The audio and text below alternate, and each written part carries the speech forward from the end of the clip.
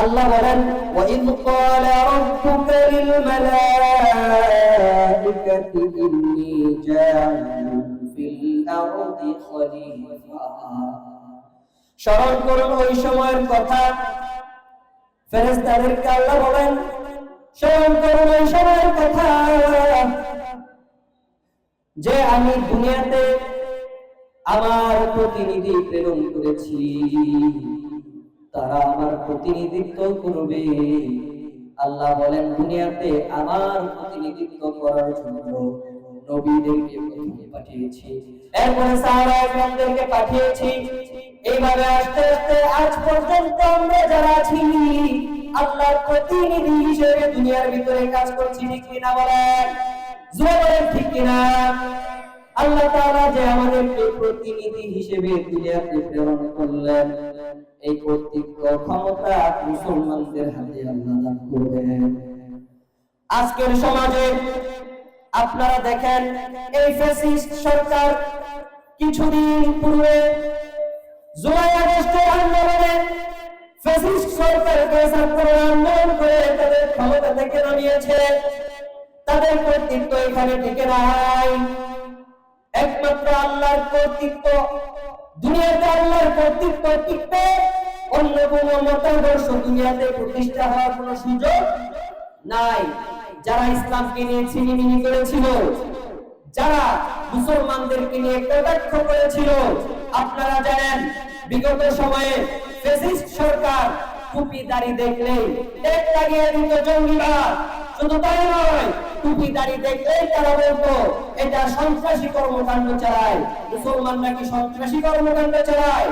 মুসলমানরা তো আল্লাহ রাব্বুল আলামিনের খলিফার দায়িত্ব পালন করে। আর আল্লাহ রাব্বুল আলামিন এই দ্বীনের দায়িত্ব মুসলমানদের হাতে দিবেন। অন্য এক আয়াতের ভিতরে বলেন দুনিয়ার কর্তৃত্ব, দুনিয়ার ক্ষমতা, রাষ্ট্র ব্যবস্থার পরিচালনার দায়িত্ব কাদেরকে আল্লাহ রাব্বুল আলামিন দিবেন।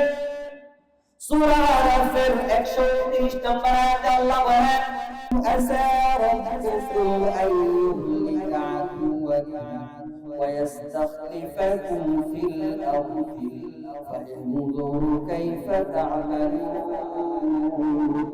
আল্লাহ বলেন আশা করা যায় তোমাদেরকে শত্রুদেরকে ধ্বংস করে তোমাদেরকে খলিফার দায়িত্ব দিব, যেমনটি দিয়েছিলেন বনি ইসরাঈলদেরকে। বললেন যেমনটি শত্রুদেরকে ধ্বংস করে আল্লাহ রাব্বুল আলামিন তাদেরকে ক্ষমতা দিয়েছিলেন মুসলমানদের হাতে। এই ক্ষমতা দেওয়ার পরে আল্লাহ বলেন তোমাদেরকে এই ক্ষমতা আমি দিব যখন তোমরা ঈমানের উপর থাকবে, কোরআনের উপর থাকবে, ততক্ষণ পর্যন্ত তোমাদের উপরে ক্ষমতা আমি দেব, রাষ্ট্র পরিচালনার ক্ষমতা আমি তোমাদেরকে দেব। কেন তোমাদেরকে দেব? আল্লাহ বলেন ফায়ানজুরু কাইফা তা'মালুন।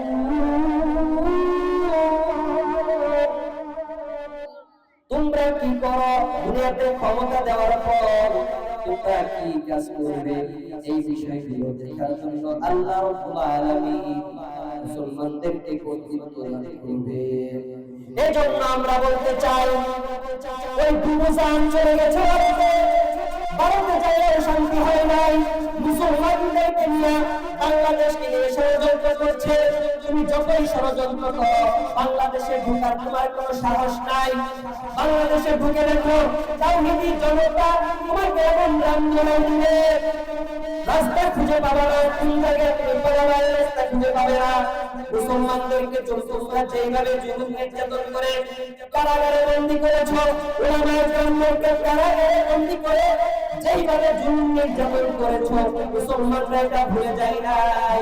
তুমি দুনিয়াতে থেকে তুমি যে কাজগুলো করেছো বাংলাদেশে প্রবেশ করে দেখো মুসলমান তোমার পিঠের চামড়া উঠে দিবে। জোরে বলেন ঠিক কিনা?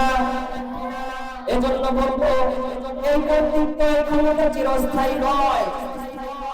আমরা যারা ক্ষমতা লোভী আছি, ক্ষমতার জন্য নিজের ঈমান আমলকে বেচে দিয়েছি, নিজের ঈমান আমলকে নষ্ট করে দিয়েছি, এই ক্ষমতা চিরস্থায়ী নয়।